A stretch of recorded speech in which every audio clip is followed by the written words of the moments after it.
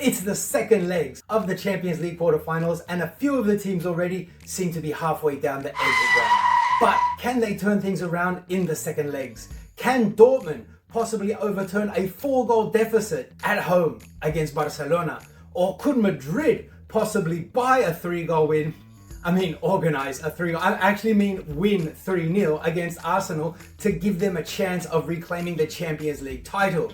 Or maybe Aston Villa, could they carry on with their fairy tale adventure and make it into the semi-finals at PSG's expense? Let's take a good look at all the second legs of the Champions League quarterfinals, and I'll share with you my predictions for each of these 4 games. Before we kick off with our predictions though, please take these few seconds to make sure that you're subscribed to this channel so that you don't miss out on any of my upcoming videos, as every week I'm releasing new videos sharing my predictions for all the best games in the EPL and La Liga as well. Let's get right into it now and start off our Champions League predictions in the beautiful English city that has more canals than Venice. Of course, I can only be talking about Birmingham as Aston Villa take on PSG.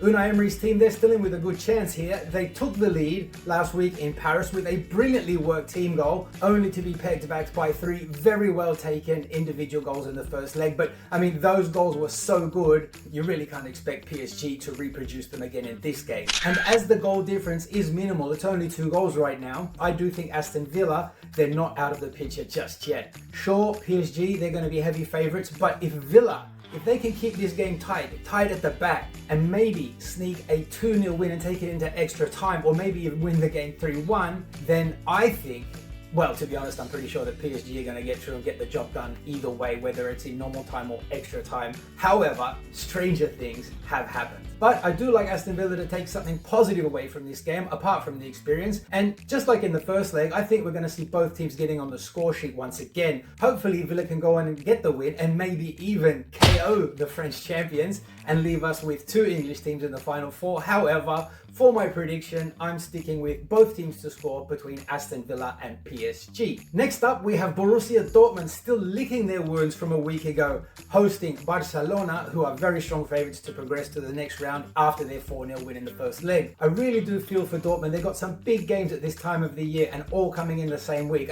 Last week they played Barcelona, and then at the weekend they had to play Bayern Munich, and they did manage a 2-2 draw in that game. And right now, having to overturn a 4-goal deficit and being so tired, they must feel like the Walking Dead coming into this game. Barcelona, they might even rest a few players for this second leg, as a 4-goal lead should surely be enough to see them through to the next round. If it was a 3-goal lead, it'd be a different story. They're well known for throwing away 3-goal leads at this stage of the competition. But with a 4-goal lead, and more importantly, with just this array of disgustingly young and outstandingly talented players, barring any supernatural disasters, Barca should be able to get through to the next round to face either Inter or Bayern. So, what do we make of this game then? Well, I think the style of the game is pretty much going to be similar to the first leg, as both these teams play an attacking and expansive style of football. Barcelona should still come away with an away win here, but as I did for the first leg, once again, I'm going to predict over 2.5 goals in the game between Borussia Dortmund and Barcelona. Barcelona, I predict they're going to make a few changes in the starting lineup, and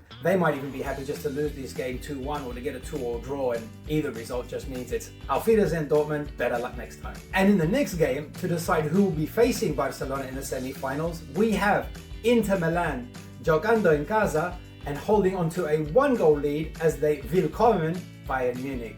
Inter scored a very late winner last week in Munich to take the lead in this tie, and they also had a much easier game on the weekend where they easily beat Cagliari 3-1 at home, whereas Bayern, they had to host Borussia Dortmund and they only managed to get a 2-2 draw from that game. Now this game for me, it has a score draw written all over it. It's either going to finish 1-1 or 2-2 in my opinion, and unfortunately for Bayern Munich, both these results would mean that the Germans would be knocked out of the competition. I think that we'll see a better performance from Bayern in this game though, and they might even sneak a 1-goal win here, but I doubt it.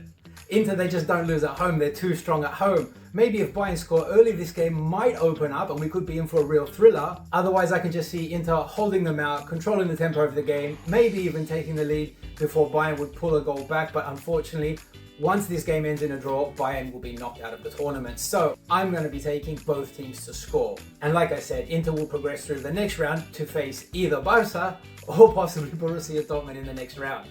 And our final and most interesting game of these quarterfinal second legs is between Real Madrid and Arsenal. did Arsenal do enough in that first leg 3-0 win over Madrid to see them into the semi-finals at Madrid's expense? Or did Courtois' many amazing saves in that game give Madrid the lifeline they need to get something from this second game? I mean, seriously, this tie could be 5-0 in favour of Arsenal after that first game if it wasn't for Courtois' amazing performance. Will Arsenal be left ruining those missed opportunities? I'm pretty sure we all know how this game is going to go. Madrid, they're going to come out flying from the start, buoyed on by the home fans and the need to get the win.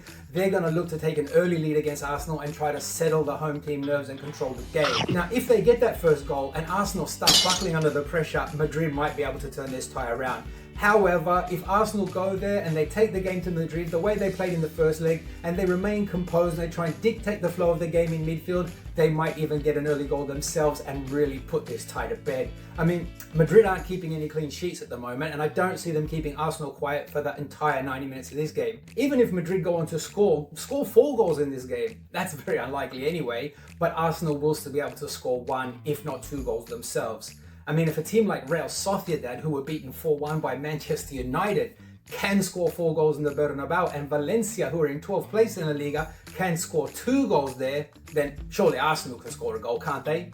So even if Madrid do turn their recent performances around and play well as a team and get a win here, I still don't see them being able to turn around a 3-goal deficit, and I still see them being knocked out of the Champions League quarter-final by Arsenal. However, my prediction for Real Madrid and Arsenal is going to be for over 2.5 goals, with both teams scoring in this game. Please let me know your thoughts and predictions for these second legs down in the comments. Do you agree with my predictions, or do you think I'm just batshit crazy and Real Madrid, Bayern, Borussia, Dortmund and Aston Villa will all be moving on to the semi-final stage? Don't be shy, let me know your thoughts and let's start a dialogue. Anything can happen in football, we've seen that before. Greece won the Euros, Leicester won the EPL, and some people out there actually think that CR7 was better than Lionel Messi.